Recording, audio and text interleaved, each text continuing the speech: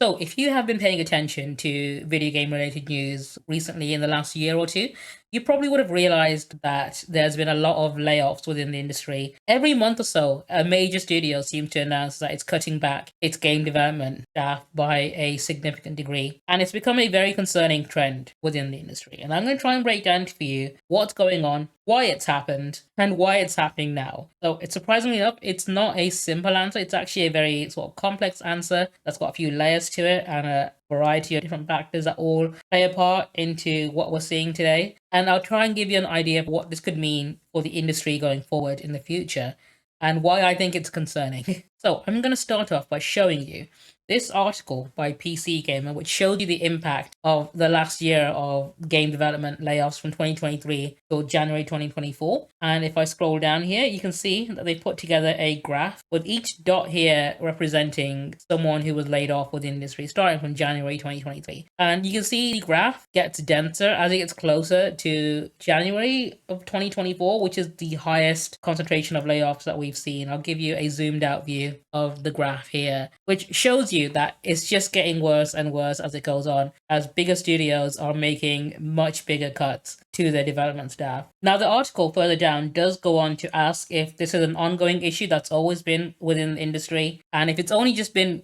made more apparent to us due to social media and people starting to speak out against it more. But this developer here, who's been laid off for the fourth time in 15 years now, named Michelle Herbert, has said that before there were plenty of places to land and studios would respond to swoop up talent, at this time they're not there because everyone is drowning. And this isn't just like everyday staff either. The thing that prompted me to make this video was the shutdown of Tango Gameworks by Xbox, which to me is baffling because Tango Gameworks is the studio founded by Shinji Mikami, who created Resident Evil and Devil May Cry and brought his team over to that studio. They've made The Evil Within, Hi-Fi Rush, which was nominated for Game of the Year and won several awards, despite the fact that it was shadow dropped and had no marketing, and Ghostwire Tokyo. So none of these games were failures. They were all hit games. And they had some of the most talented staff in the industry working for them. So to think that they looked at the studio and thought to cut it is just utter madness, really. And a lot of people are looking at this and they're wondering, why the hell is this happening and why is it happening now? And like I said earlier at the start of the video, there are a number of reasons why this is happening now. There's an article here by Polygon named What's Going On with All These Video Game Industry Layoffs. If I scroll further down in this one, there's a section here called Is This Related to the Pandemic? Now, a lot of very similar articles to this will also cite the pandemic as one of the reasons as to why this is happening now. To sum it up for you real quick, what's happened was during the 2020 COVID pandemic, there was a rise in video game consumption and people spending money on video games. So during that period, studios invested a lot more by hiring more people and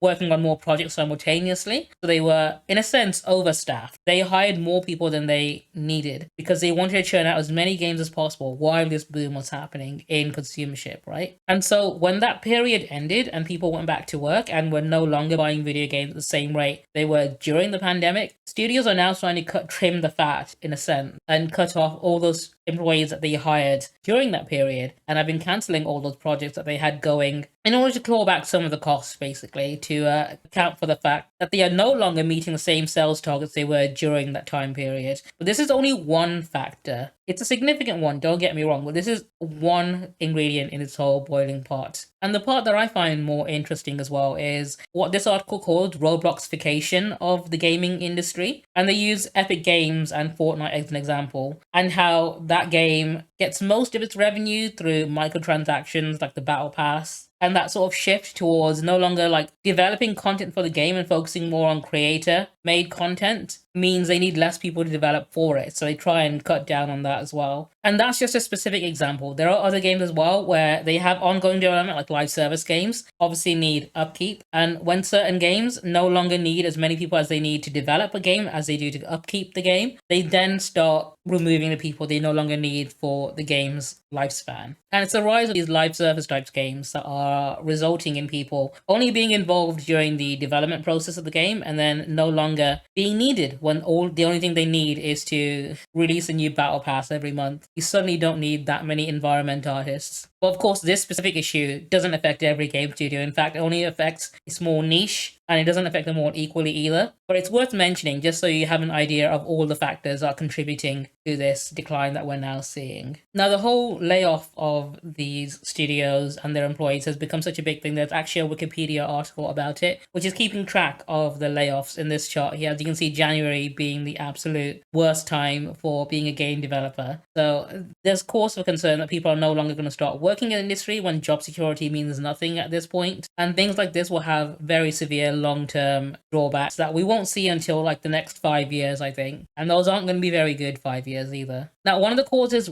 cited in this article on Wikipedia is rising development costs. Now, this is something that is only really an issue in the AAA gaming space, where they keep chasing after realism and photorealistic graphics, and longer development periods causing the budget of games to completely balloon to insane numbers. Just look at Call of Duty and Grand Theft Auto, for example, which now cost more than a movie and they take longer to make. So they won't see any return on that investment for a good decade sometimes. Whereas if you spend that money on making a movie or a TV series, you'd see that return almost within like 2 or 3 years when it's done filming and ready to be aired. Which is why the industry is declining slightly more than, say, the other industries in the entertainment space like movies, TVs, and such, because they don't have the same development period. And because of that longer period and the difficulty in recuperating those costs while it's being developed, is why the industry is being impacted a lot more than Hollywood is at the moment. Now, one of the biggest contributing factors to the layoffs in the industry have been mergers and acquisitions, with studios being bought up by bigger places like Microsoft and then being shut down after being acquired so they can cut back on the costs of running that many employees at once while maintaining all of its assets, basically. Which is indeed a very shitty practice, but it's one we see all the time now, which is very depressing because they're shutting them down and they're not opening up any new job positions either. So it's shrinking down the industry. So there's less places to apply for, which goes back to the quote from the PC Gamer article I showed earlier, where game developers are being laid off at a record level. And there are less job openings now because there are less studios to apply for, because people are being kicked out of jobs and then having those jobs not filled in by anyone else because they are now from studios that were shut down. And this is something that's slowly going to kill the video game industry. And we're going to feel the impact of this in the next decade, or maybe even sooner than that. Now, I'm going to address the big generated elephant in the room with the wrong number of fingers, and that's how AI has been impacting the industry and how that is also the other big contributing factor as to why there are no job openings being opened after they're being shut down. It's because studios are looking to replace as many of them as possible with generative AI. So they'll replace every job opening they can with AI, so they don't need to hire artists or writers or anything like that if they don't need to. And this is going to have a huge impact on the games we'll be seeing the next 5 years or so. In fact, games today have already been using AI that you haven't noticed. Like, for example, Final Fantasy VII Rebirth used AI for its lip syncing technology. In this case, it's not a bad thing because this doesn't replace anyone's job. In fact, it makes the person who has to do the animations have to work less for it. So there has already been some use of AI within the industry. And not all of it has been bad. So I'm not 100% against the use of AI. It's the fact there are studios like EA and Ubisoft that are looking to go into the industry with AI more heavily than the other games. And we'll see that reflected in their games, which is what I'm concerned about. Because in the article PC Gamer, the CEO of EA has been quoted saying, "We believe that more than 50% of our development process will be positively impacted by the advances in generative AI." Conveniently not mentioning the impact it will have on employees and their jobs, basically. So it's that blurry line between whether AI is going to be used as a tool or a way to replace people who work at the company within the game development industry. Bearing in mind that EA are currently ranked third for the company that have laid off the most employees during this layoff period within the industry, makes you wonder if they're going to hire any of those people back or if they're just going to try and replace them with AI. And that leaves me concerned for the future of video games. So I don't see how any of this will positively impact game development in the long run. Of course, we still have indie devs and studios that we can rely on to consistently do what they've always been doing. In fact, one of the studios that was shut down was Arcane, which have put out some great games like Dishonored. Looks like a lot of the employees are going to be hired by celebrate the studio that currently making the Bioshock inspired Judas by the director of the original Bioshock games, Ken Levine, which is good to see it happening. Unfortunately, not a common thing. This is like a one-off situation. I'd like to see more of this happening, but unfortunately, not every indie studio has this kind of budget to hire that many people at once. So while I'm happy that the Arcane studio employees have somewhere to go afterwards and are going to work on a project that looks really good, that I'm looking forward to. Unfortunately, the other developers that have been hit by these layoffs aren't going to be as fortunate. I find that really depressing. And I think this period in game development we want to keep an eye on, because we have events like Summer Game Fest coming up next month, where they'll be announcing new games that'll be coming out in a year or two from now. And I have a feeling that we've peaked in 2023. And the games we have to look forward to from now on aren't going to be able to meet same standards. And I have a feeling that we're witnessing the slow death of the video game industry. I don't think the industry is going to be killed off completely. I imagine it'll be a big dip right now, maybe like a dark age period for 5 to 10 years at a guess. And I have no idea how the industry is going to go on from there. It's a question that a lot of people should be asking themselves now, and it's one that I'm going to be watching with. I want to be optimistic about it, but I know that's not going to be the case. Let me know in the comments below how you feel about all these layoffs and the reasons as to why it's happening, whether you think the COVID pandemic is really a valid reason to rationalize these things.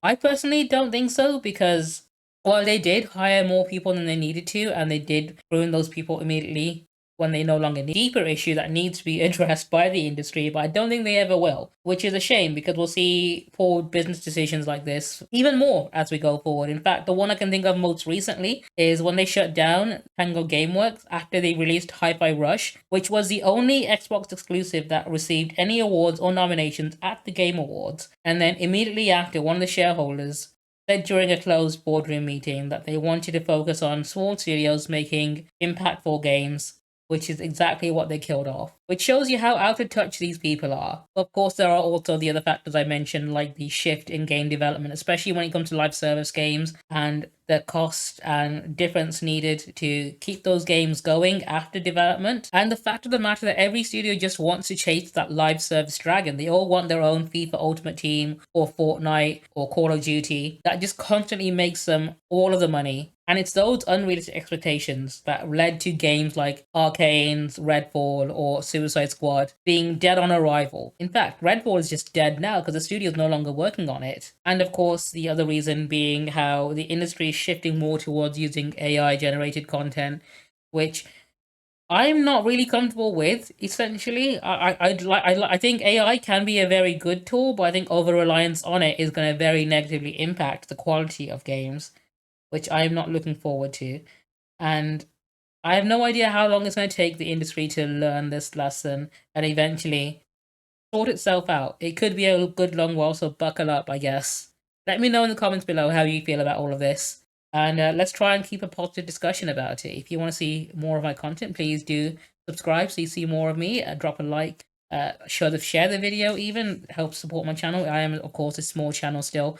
I'm still working my way up towards 1,000 subscribers, so every little helps. And check out some of my other videos if you want to. I've done a few other videos you might find interesting. I'm pretty sure one of these two will be something you'd be interested in. And I'll hopefully see you in the next one. I also live stream on this channel, so feel free to pop in when I'm live and say hi and chat to me directly if you ever want to.